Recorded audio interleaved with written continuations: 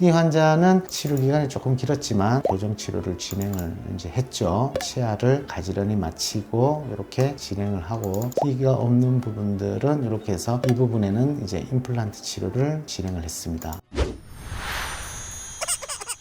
청소년기 교정 환자분 케이스고요. 교정 치료를 하는데 있어야 될 치아가 없는 상실 치아가 존재하는 그런 케이스들에 대해서 한번 소개를 드리려고 합니다. 초등학생 때 내원했던 것으로 기억이 되고요. 이 엑스레이 사진을 보시면 윗니 앞에서 왼쪽에 첫 번째, 두 번째 이가 선천적 결손인 경우입니다. 지금처럼 치아 사이 공간이 많이 생겨 있고요. 두 번째 이 경우에는 유치입니다. 이쪽에 두 번째 앞니하고 송곳니가 선천적으로 결손된 그런 경우의 환자 케이스입니다. 치아가 없으니까 앞에 치아가 나올 공간들을 줄어들게 되는데, 줄어들지 않도록 공간 유지 장치를 하면서 영구치로 교환될 때까지 기다렸던 환자분의 케이스라고 보실 수 있습니다. 치아 없어서 걱정하시는 부모님이 많아서 준비했습니다. 한번 크게 걱정하실 필요 없다라는 거 미리 말씀드리고요. 파노라마를 한번 보시면 치아가 없고 나머지 발육 상태는 뭐 크게 문제없이 진행이 되고 있다, 이렇게 보여지고요. 환자의 정면 사진을 보시면 치아는 크게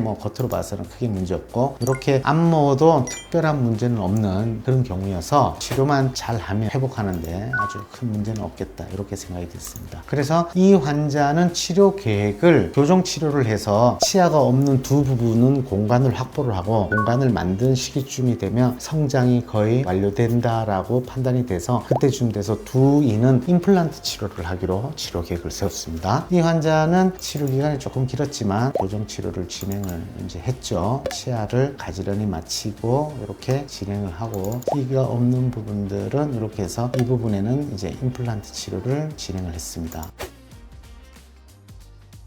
교정을 해서 다른 치아들은 위아래 교합 상태 양호하게 잘 맞췄습니다. 임플란트를 진행하고 나서는 바로 임시를 장착했습니다. 아무래도 교정이 끝날 때쯤 돼야만 보철 작업을 할 수 있는 상황이기 때문에 그렇게 임플란트를 식립을 잘 했고, 뼈 이식도 필요해서 뼈 이식을 진행했습니다. 그 다음에 두 번째인 요 치아도 저희가 원래는 작았지만 레진을 첨가를 해서 조금 치아 크기를 저희가 목표로 하는 치아 사이즈 상태로 미리 만들면서 교정을 진행했습니다.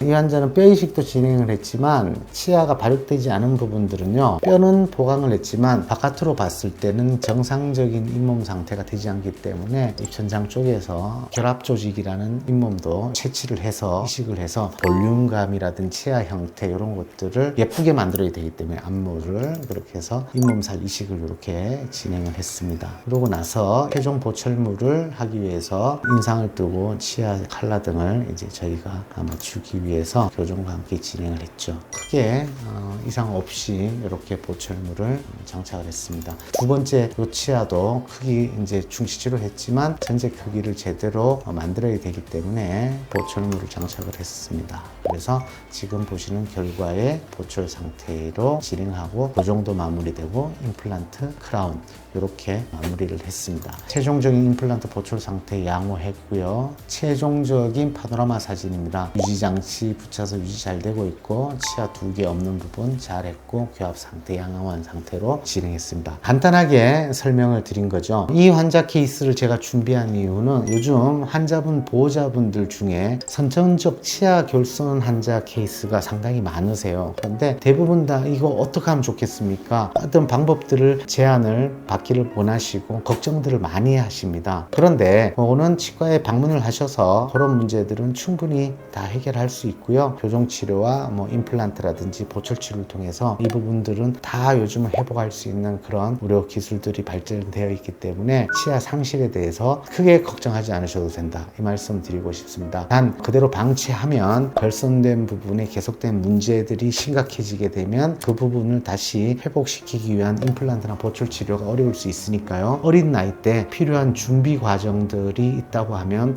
그것들을 잘 준비를 하신 다음에 적절한 시기가 되어서 교정과 임플란트 치료를 하셨을 때 이런 좋은 결과를 얻을 수 있습니다. 큰 걱정하지 마시라는 의미에서 이런 케이스 한번 준비해봤습니다. 가장 걱정됐던 이 두 개가 없는 거 어떡하냐, 해결이 됐다는 거에 아주 만족해 하세요. 두 번째, 이 사이에 공간도 있고 그런 문제가 있었는데 이거 교정을 해서 다 가지런히 만들었다라는 거. 이 두 가지 점으로 있어서 걱정은 한시름 놓고 해결됐다. 두 번째는 이 치료 기간이라는 것이 교정만 했으면 교정 기간 빨리 끝내고 좋았을 텐데 교정을 하다가 보고 또 임플란트 기간이 또 필요하고 뼈 이식 기간이 또 필요하고 잇몸사 이식 또 필요하고 또 임시를 놓고 나서 또 조정도 하고 이런 과정이 있다 보니 치료 기간이 많이 길어서 아드님이 너무 고생하고 힘들어하는 것들 때문에 이 치료가 너무 길어서 너무 힘들다 이런 또 걱정들을 표현도 좀 있기는 했었습니다. 현재는 잘 관리하시고 부모님도 저희 병원에서 계속 다 치료하고 계시고 늘 이런 치료를 하고 나서 임플란트가 됐든 교정이 됐든 이제 교정이 치료가 끝났을 때 이 형태 이 결과가 영원히 갔으면 좋겠지만 그렇지 못한 상황이 발생할 수 있다. 특히 임플란트 같은 경우에는 보철물도 정기적으로 교환이 필요하다. 또 임플란트나 자연치아 누구나 다 사람이 나이를 먹다가 보면 상실되는 경우들도 있잖아요. 이런 거에 대한 것들도 있을 수 있다. 관리를 그래서 잘 해야 되고 그런 경우도 올 수 있다. 반영구적 이런 것은 세상에 하나도 없다.